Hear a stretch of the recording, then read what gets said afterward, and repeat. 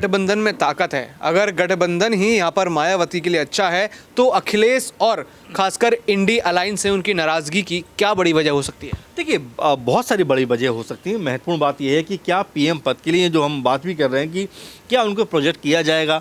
ममता बनर्जी इस गठबंधन में है, अखिलेश यादव इस गठबंधन में है, अरविंद केजरीवाल इस गठबंधन में, सबसे महत्वपूर्ण बात कि राहुल गांधी इस गठबंधन में है। क्या वो चाहेंगे कि राहुल गांधी की जगह पर जो है एक तरीके से मायावती को प्रमोट किया जाए, मायावती का नाम लेकर सामने आया जाए? तो ये कई ऐसी वजह हैं। साथ में देखिए, सीट शेयरिंग की हम लोग बात करते रहे कि सीट शेयरिंग का पूरा जो मसला है वो कहीं ना कहीं उलझा हुआ है, क्योंकि हो सकता है कि मायावती सोच रहे हो कि मैं ज़्यादा सीटों पर चुनाव लड़ूं, वो कहीं ना कहीं बात नहीं हो पा रही हो। अखिलेश यादव सोच रहे हो कि भाई हमारे पास 110 के आसपास सीटें हैं विधानसभा के इस समय यूपी में, तो हमें ज़्यादा से ज़्यादा सीटें मिलना चाहिए, लगभग जो है 40 सीटें मिलना चाहिए।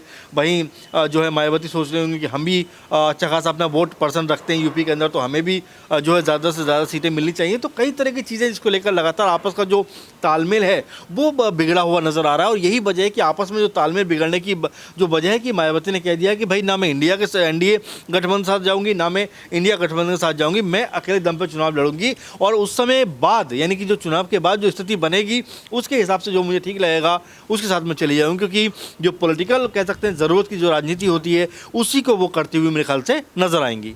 यहाँ पर कहा जा रहा है कि इंडिया अलायंस से बैर है, उनके साथ नहीं जाना चाहती, और उनके साथ नहीं जाने की वजह है कि बीजेपी का दबाव है।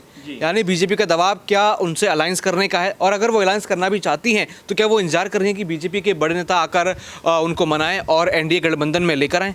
देखिए, जाहिर सी बात है, आपने महत्वपूर्ण बात कही है दौलत, क्योंकि देखिए अगर यूपी के लिहाज से देखा जाए तो बीजेपी भी जानती है कि अगर मायावती के पास 18-20% के आसपास वोट परसेंट है तो ये उनकी ताकत है, इसको आप नज़रअंदाज नहीं कर सकते। लेकिन हाँ, उसको ये ज़रूर पता है कि अगर ये हिस्सों में बटा, यानी कि 20% सपा के पास, 20% बसपा के पास, 5-6-7% कांग्रेस के पास, 2-3% आरएलडी के पास, तो वहाँ पर बीजेपी की जीत आसानी से हो सकती है। बीजेपी को इसमें कोई प्रॉब्लम नहीं होगी, क्योंकि बीजेपी अगर वहाँ पर 35% भी वोट लेकर आती है, 40% भी लेकर आती है, तो उसको जीतने से कोई रोक नहीं सकता।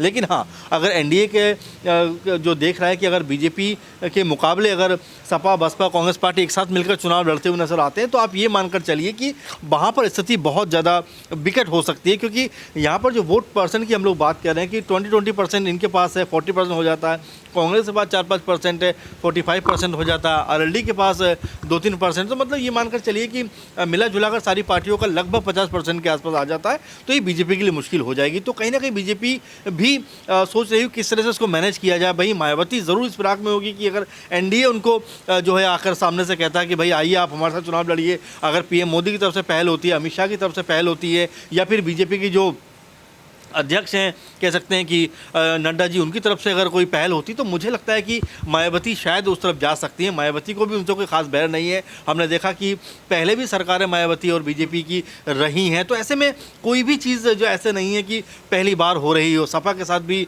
जो है मायावती का गठबंधन रहा है, कांग्रेस के साथ भी रहा है, तो ये कोई नई बात नहीं है। तो ऐसे में मायावती सारी चीज़ों को देख पर रख के कोई फैसला करने वाली है। और वहीं अगर अपनी स्थिति बिगड़ती हुई देखेगी बीजेपी, यानी कि जो राहुल यात्रा कर रहे हैं, और उसको लगेगा कि हो सकता है कि इम्पैक्ट राहुल गांधी का क्रिएट हो पा रहा है यूपी के अंदर भी, तो हो सकता है कि वो जो है मायावती को अपने साथ लाने का प्रयास करे। क्योंकि जैसा मैं आपसे कह रहा हूँ कि मायावती के पास वोट बैंक तो है, अब वो कैसे उसका इस्तेमाल करती हैं ये मेरे ख्याल से बहुत महत्वपूर्ण होगा। क्योंकि इस्तेमाल तो उन्होंने 2022 में भी किया था, लेकिन जो परसेंटेज उनका था उन्होंने महज उनको एक सीट दिलाई।